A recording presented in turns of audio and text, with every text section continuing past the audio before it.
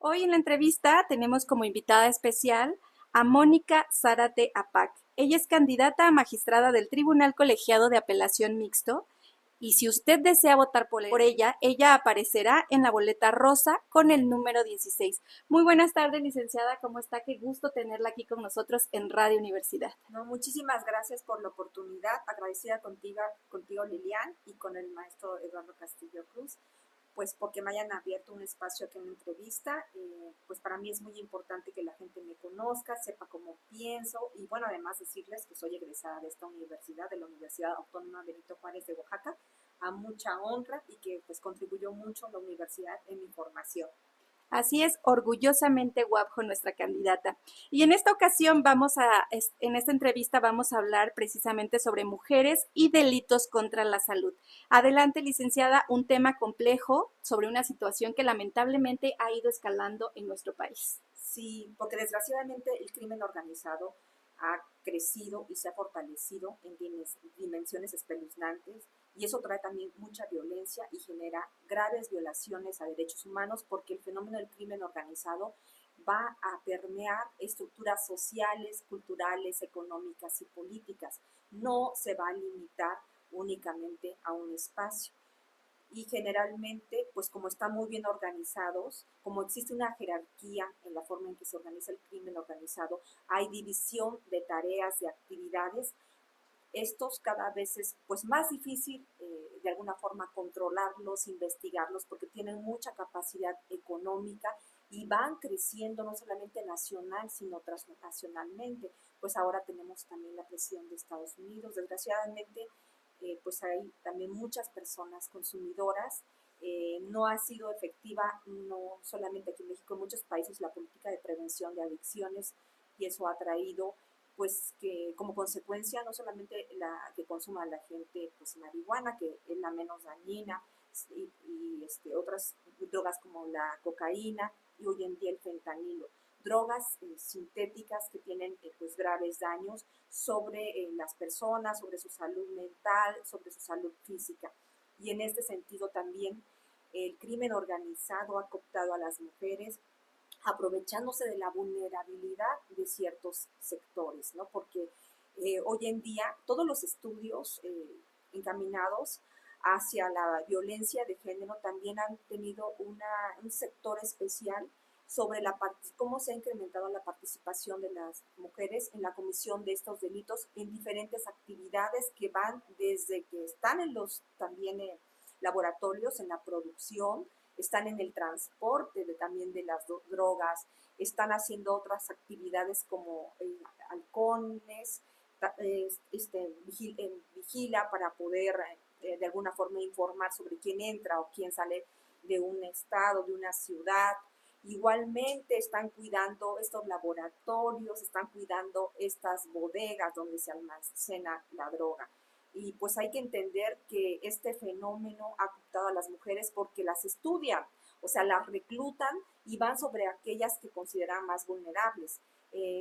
Todavía no acabamos de romper el techo de cristal. En México existe mucha marginación, pobreza, deserción escolar, matrimonio infantil, embarazo infantil en las mujeres. O sea, tenemos muchos retos.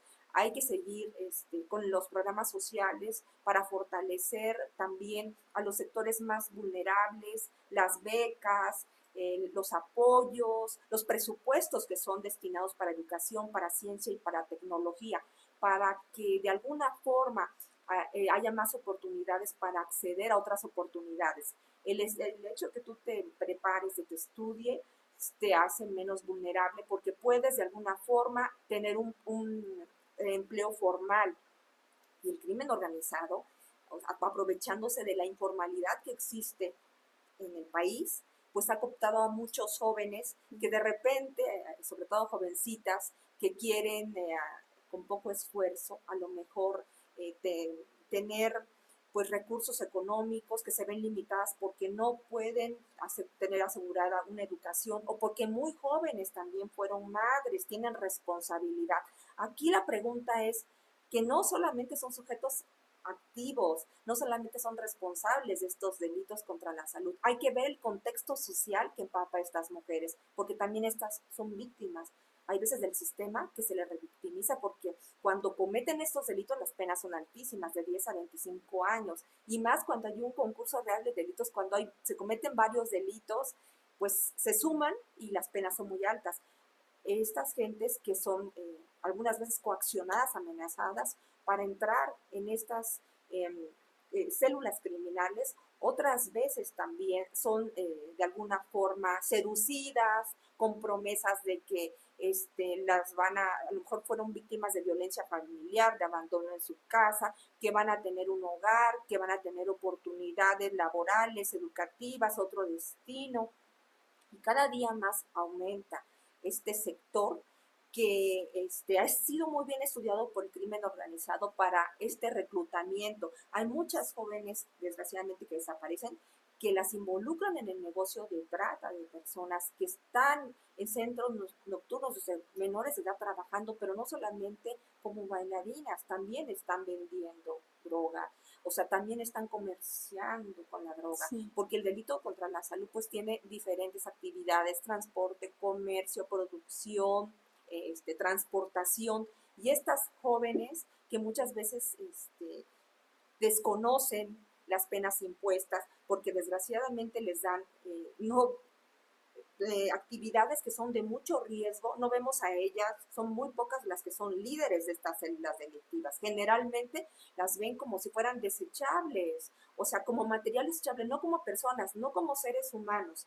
Y desafortunadamente ellas son las que acaban en prisión, ¿no? Que a veces las parejas les dicen, no, pues tienes que, por favor, ingresar al penal tantos kilos de marihuana, o a otro país. Ya ha ocurrido 2 casos de 2 oaxaqueñas que incluso también a través del engaño y porque estas personas estaban en una situación de vulnerabilidad, eran madres solteras, también tenían padres que estaban enfermos, se aprovecharon de ese contexto para poderlas manipular, porque es una manipulación que hacen, y que utilizarlas en este trasiego de drogas, en esas actividades delictivas que desgraciadamente por falta de recursos, porque muchas veces no tienen para pagar una defensa adecuada, técnica, el desconocimiento de las leyes, también la parte económica, y que no la sociedad no se involucra con más políticas públicas, programas comunitarios para prevenir, para informar sobre lo grave que es que estas jóvenes cometan estos delitos contra la salud.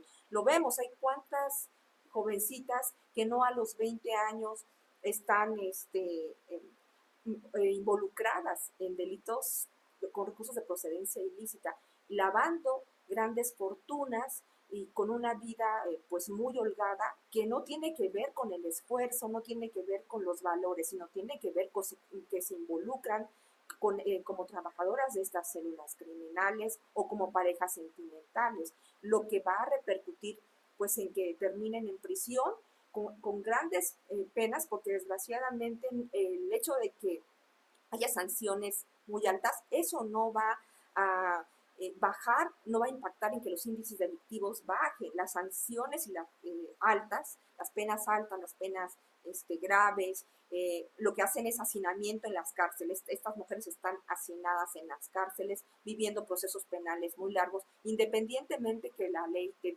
dice que tienes tú que tomar en cuenta esos contextos sociales, culturales, económicos, educativos, en que una persona se desarrolla. Desafortunadamente, hay muchas mujeres en prisión que fueron víctimas por el crimen organizado, que fueron manipuladas. Entonces, esta perspectiva de género tiene que llevarse no solamente al momento en que se está estudiando el expediente, ¿no? Que muchas veces por los formalismos procesales se deja de garantizar este acceso a la justicia. También estas políticas públicas tienen que tener una perspectiva de género para evitar que más gente sigan engrosando las filas del crimen organizado. O sea, ¿cuántos ves a personas, no todos, pero que están en los de TikTokers, o Sí.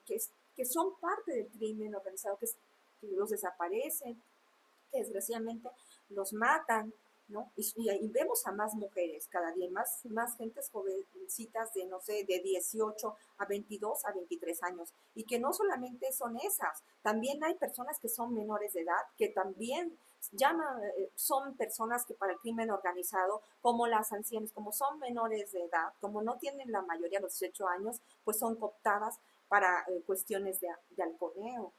O muchas veces también los reclutan y las reclutan en sus, eh, en sus células para matar. O sea, están al frente, pues, como guerrilleros, como gente que está privando de la libertad, que está cometiendo eh, actividades de halconeo, que están cometiendo actividades como la desaparición forzada, porque también la cometen los particulares, que están cometiendo homicidios, porque los delitos contra la salud implican muchas cosas. Y cada vez estas mujeres son involucradas en actividades más riesgosas. Sin embargo, también hay una mentalidad de sometimiento, de marginación, de utilizarlas, porque desgraciadamente digo, son pocas las que vas a ver como líderes, ¿no? Se utiliza a estas mujeres pues de manera como si fueran desechables de esa industria del crimen organizado. Entonces, es necesario atender estas más políticas públicas y también las leyes, la impartición de justicia tiene que estar revertida de una eh, de muchos manuales, de muchos protocolos para juzgar con perspectiva de género y entender que el contexto social en el que viven, en el que se desarrollan, que ya fueron victimizadas en sus casas, porque a lo mejor fueron víctimas de abuso sexual, de violación, de violencia familiar, de abandono, ¿no? Y todavía pues salen al mundo y pues se les sigue de alguna forma revictimizando, porque al reclutarlas, para que a lo mejor tengan dinero para pagar la comida del niño que nació cuando fueron madres a los 15 años, ¿no? Porque desgraciadamente, pues por marginación, por falta de pobreza, de educación, o bien porque tienen temor de que maten a sus familiares. Porque la cultura del narco, afortunadamente en Oaxaca, a lo mejor tenemos un tejido social muy fuerte, hay mucha identidad, eh, hay mucha cohesión, hay mucha comunalidad, pues no ha permeado como otros estados, donde es parte de la vida cultural, ¿no? O sea, no sé, los narcocorridos y el hecho de que las chavas cada día estén con más actividades dentro del crimen organizado. Acabamos de ver lo que pasó en el rancho Izaguirre, en Jalisco. ¿Cuántos jóvenes no desaparecieron? Y no solamente eran hombres, eran mujeres que eran cooptados a través de call center, pues porque muchas veces hay empleos formales y desafortunadamente ante una oportunidad laboral, o sea, se dejan engañar, se dejan manipular, caen en las trampas del crimen organizado, porque hay gente inocente también, no vamos a, que se aprovechan de su inocencia, se aprovechan de su falta de conocimiento de las leyes, de que están queriendo una nueva oportunidad, que ellos pues, a lo mejor no quieren ser halconas o halcones, o no quieren estar en esos ejércitos del crimen organizado. O sea, hay que ver las circunstancias particulares de cada individuo. La violencia y la marginación es un fenómeno que tiene muchas aristas y que se tiene que estudiar de manera integral y atender para que pueda dar mejores resultados en el momento que se está combatiendo el crimen organizado, porque no es posible que cada día pues existan más personas desaparecidas y más mujeres. Claro. O sea, mientras que, a ver qué pasa con los grandes líderes de las células criminales, están tranquilamente en su casa y hay muchas mujeres, a muchos jovencitos que truncaron sus proyectos de vida y que están en prisión con unas sentencias, con unas condenas de a lo mejor 25 años, que si entraron cuando tenían 18 o 20, pues van a salir a los 43 años. O sea, su proyecto de vida se vio truncado, estas personas ya no pudieron desarrollarse y desgraciadamente tampoco tenemos políticas efectivas de reinserción social, porque también las cárceles son grandes escuelas del crimen organizado. Las mujeres que pasan ahí, pues muchas veces las violentan, las violan, tienen que pagar por su protección, tienen que seguir ahí vendiendo droga o en otros delitos como son la extorsión, siendo parte de esas actividades criminales porque desde ahí están operando, o sea, se revictimizan. Y hay una revictimización institucional y cuando salen, que ya tienen, no sé, 45, 50 años, que no tienen un grado escolar, porque no en todos los sistemas de reclusión, en todos los sistemas penitenciarios, no todas las personas, ni todos tienen programas para que salgan con una preparatoria, una licenciatura, tienen más dificultades para poder ingresar a un salario digno, a un ingreso digno, a un trabajo formal, sino pues van a salir a seguir delinquiendo, a buscar pues a sus compañeros con los que seguían cometiendo pues delitos. Falta una visión de género y faltan muchas políticas públicas y en las comunidades es donde más tenemos que atender porque pues muchas jovencitas emigran pensando en que en la capital va a haber les van a resolver el tema económico, va a ser más fácil que ingresen a la escuela, o sea, engañadas, ¿no? Manipuladas. Esto es muy grave, porque mientras no haya programas en las comunidades con una visión, con una perspectiva de género, y no se les esté garantizando, o sea, rompiendo este techo de cristal para que sea una sociedad más igualitaria, más equitativa, donde hombres y mujeres estemos en oportunidad de alcanzar nuestros sueños, de poder de alguna forma tener una educación digna, de poder tener un trabajo formal, de ingresar a una escuela media, a una educación media y superior y que ésta sea de calidad para que en nuestro ingreso al mercado laboral pues sea más seguro. Sí. O sea, es muy complejo todo y además porque estas chavas después de que entran al mundo del crimen organizado a cometer delitos contra la salud, primero empiezan con delitos a lo mejor en la venta de estupefacientes, después ya están en la extorsión, en el secuestro, en otros delitos que son pues más graves y las penas pues son más severas cuando se ven involucradas y cuando desgraciadamente a ellas que no son las cabecillas, que no son las líderes, las detienen, van a prisión, son las que van a purgar las condenas más severas. Así es. ¿No? Y es terrible porque aparte cuando entran ya no salen. Cuando una persona entra al crimen organizado, ya no sale de la muerte. Ahora estamos viendo que México tiene un fenómeno muy grande que no se ha querido visibilizar, pero es que cuántas mujeres también se suicidan dentro de los penales. O sea, ¿qué grado de violencia vivirán? De sometimiento, de marginación, de desesperanza. O sea, hay que verlo.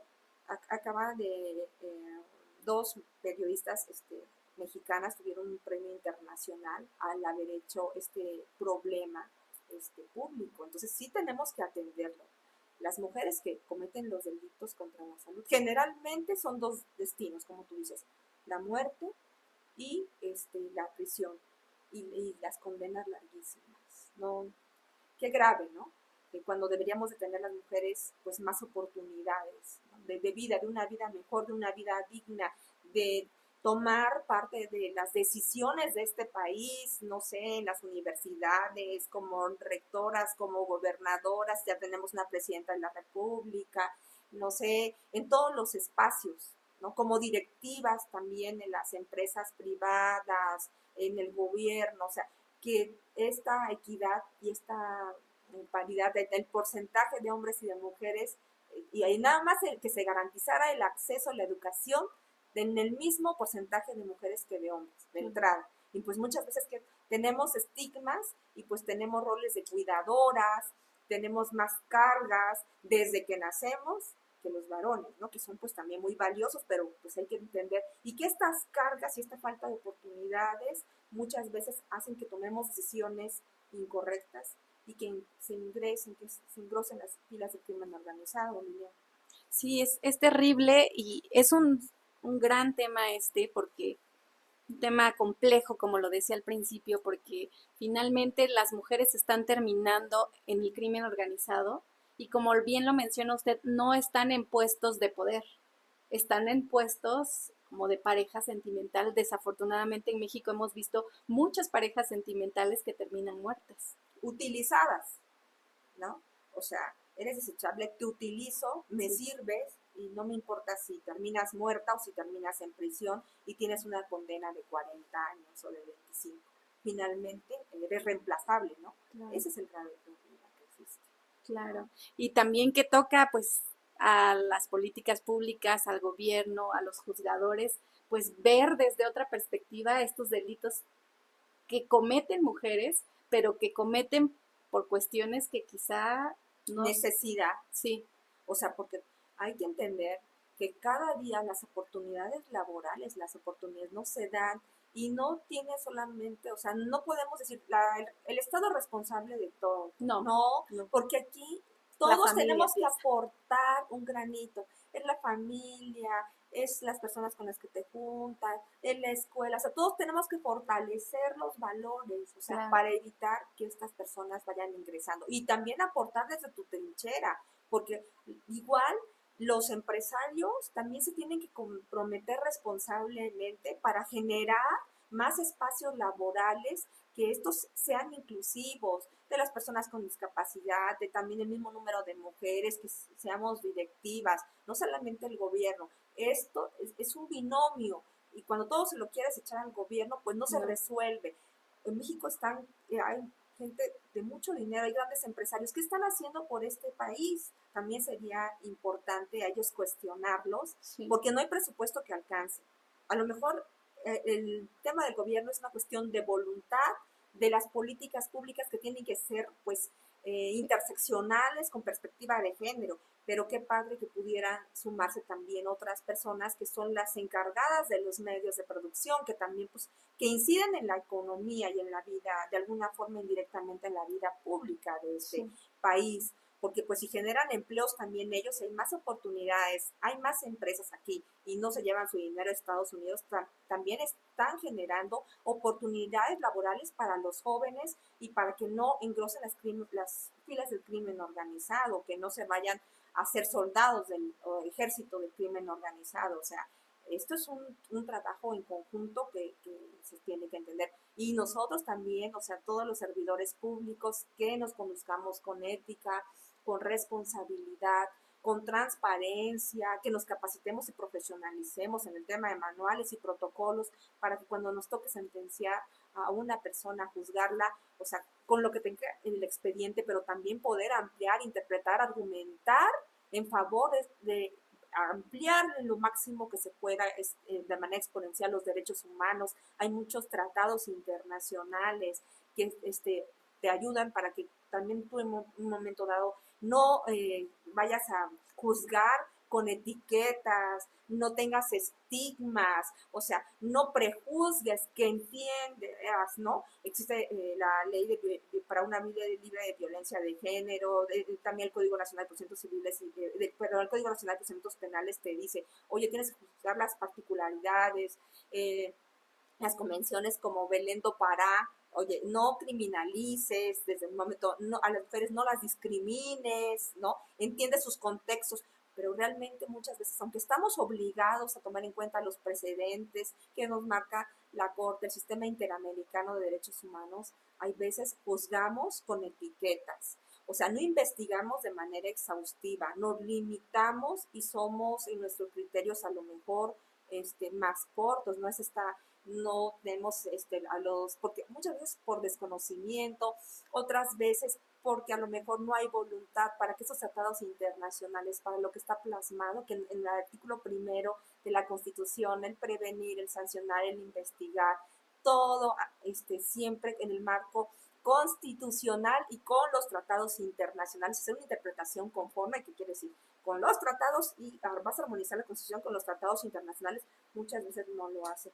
Y también los juzgadores en un momento no podemos ser insensibles o establecer penas exorbitantes a personas que toda la vida han sido criminalizadas, que han tenido contextos e historias de vida muy duras, porque al momento que un juez un magistrado va a dictar una sentencia que resuelve, estás determinando destinos, vidas. Sí. Y no, tenemos que ser sensibles con las personas más vulnerables. Ya crecieron, se desarrollaron en contextos donde hay pocas oportunidades y todavía nosotros somos más frívolos, no entendemos que estamos en un país con muchas necesidades, con más de 60 millones de pobres, con altos índices de feminicidios, de infanticidios, de abuso sexual, o sea, todos los delitos sexuales. Ya ahorita, bueno, afortunadamente tratándose de niños, niñas, adolescentes, no va a existir la prescripción, ¿no? Afortunadamente. Y el hecho de que pues estos delitos también se les vincule, hay una vinculación de manera oficiosa, tampoco pues lo resuelve mucho, pero pues son delitos que impactan gravemente a la sociedad, ¿no? Se les debe vincular a procesos pues siempre de manera justificada para no ir en contra de los tratados, pero hay personas que no entienden, o sea, que no quieren también entrar al proceso de reinserción, ponerle su criminalidad, o sea, ya es un estilo de vida. Entonces, también es muy difícil que pues tú dejes feminicidas en la calle, Claro. ¿no? Cuando hay tantas mujeres que simplemente murieron en manos de sus parejas por ser mujeres. O sea, porque hay un odio por el hecho de que eres mujer, por la cuestión de género, te someto, te agredo, no vale nada. Que esto vemos la poca valía, o sea, esas estructuras patriarcales las vemos hasta en la operación del crimen organizado. O sea, las mujeres son como objetos de decoración para que estén lavando el dinero, o sea, metidas como socios en los delitos de operaciones con recursos de procedencia ilícita, pero no, son las que están exponiéndose, las que dan su cara en las cuestiones de halconeo, en las cuestiones de venta, de narcomenudeo, de cuando trasladan la droga. O sea, no los jefes, o sea, son sometidas, son juzgadas y utilizadas. Qué terrible, qué grave, y pues no lo vemos. A veces las mujeres no alcanzamos eso. A lo mejor nuestra falta de educación, de visión, a lo mejor también que somos, pues hay veces hay personas inocentes, que creemos que el hecho de que a lo mejor vendas, no sé, hay gente en hay inocencia, pero en muchas comunidades, no, eso no es un delito, no, pues a lo mejor voy a transportar 50 gramos y no pasa nada. No te pasa nada, porque eso es lo que le dicen, no te va a ocurrir nada.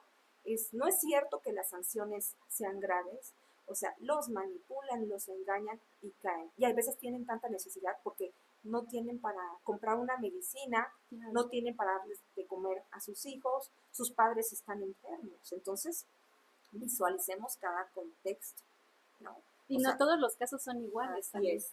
O sea, cuando se juzga se tienen que todas las particularidades. No, hay gente que también es por ambición, pero la mayoría están, pues, también porque hay necesidades en este país. Sí, claro. Y desgraciadamente, como usted dice, no, los grandes, los cabecillas, nunca pisan la cárcel. Y en cambio, pues todos los demás, todos los líderes menores o todas las mujeres o los que les lavan el dinero, ellos son los que principalmente pisan la cárcel. Así es. Pues son fenómenos pues muy complejos y que debemos de atender, ¿no? Porque estamos en un país donde la violencia ha alcanzado niveles exorbitantes. Digo, afortunadamente doy las gracias de que vivimos en Oaxaca y que nuestro tejido social es fuerte y que todavía los jóvenes, las personas, los adultos mayores, las mujeres podemos transitar con tranquilidad, pero hay estados en los que no, en los que hay toque de queda, que la cuestión, que el narcotráfico, el crimen organizado permeó a tal grado en las estructuras sociales y culturales que viven y que son sujetos a graves violaciones, víctimas de graves violaciones de derechos humanos, que a las 8 de la noche, 7 ya no pueden salir ni siquiera de sus fraccionamientos. Nosotros no, afortunadamente podemos andar en el Zócalo, caminando en las calles, nuestro estado es grandioso, hay gente, pues la verdad, muy entregada a la sociedad, a la educación, a la formación, a los, pues de verdad hay que agradecer lo grandioso del Estado y que tenemos una sociedad todavía muy fuerte. Imagínate que no puedas salir de tu fraccionamiento, de tu casa a las 7 de la noche, que haya toque de queda, porque no existen, no es lo misma la realidad de Oaxaca, a lo mejor, pues sí, luchamos contra la pobreza, la marginación, y ahí vamos saliendo adelante, ahí vamos poco a poco, con el esfuerzo y la ayuda de todos, pero hay otros estados que tu vida no está garantizada, porque el Estado se hizo para garantizar la seguridad, cuando ni siquiera puede cumplir eso, ¿qué era? Sí. Pero también hay que recordar que sí depende de las familias, de los valores y los principios que siempre tenemos que estar inculcando en nuestras familias para que esta sociedad se fortalezca, porque tenemos medios de comunicación, ahora tenemos redes sociales que están bombardeando a los jóvenes, a los niños de información. Violentándonos de manera digital también, porque de alguna forma los están manipulando, los enseñan que no a la cultura del esfuerzo, no a la cultura del estudio, o sea, todo como que lo quieren fácil. Ese es el problema de estas, se cansan, o sea, inmediatamente se frustran de estas nuevas generaciones. No digo de todos, porque también hay personas muy valiosas saliendo adelante, pero todo lo quieren rápido, fácil, tienen 20, 22, 23 y ya quieren ser multimillonarios, ya quieren tener la casa, el coche, y no les importa cómo.